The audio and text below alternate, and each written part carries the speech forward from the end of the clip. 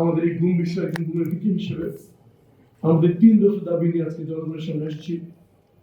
প্রথম দফা হচ্ছে জবাবদিহিতা।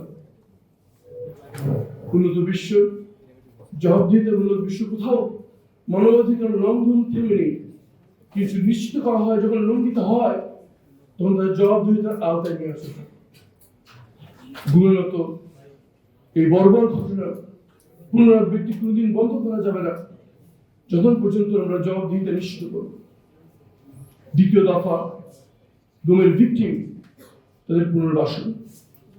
20 কোটি মানুষের দেশে সব মিলিয়ে গুমের শিকার মাত্র কয়েক হাজার পরিবার।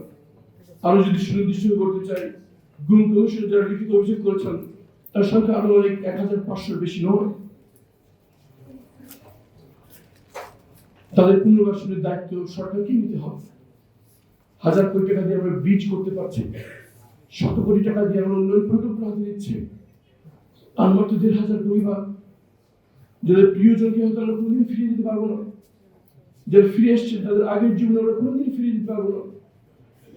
রাষ্ট্র এতটুকু নিশ্চয়তা দিতে পারে যে অন্তত অর্থনৈতিক দিক দিয়ে তাদের আর বাকিটা জীবন কষ্ট করতে হবে না। এই দায়িত্বটুকু সরকারের নেওয়া উচিত, এখনো নেওয়া হয়নি, দ্রুত নেওয়ার আহ্বান জানা আছে। এবং সর্বশেষ হচ্ছে নো রিপিটেশন বা আহার প্রতিদিন যাতে এই কাজ হতে না পারে।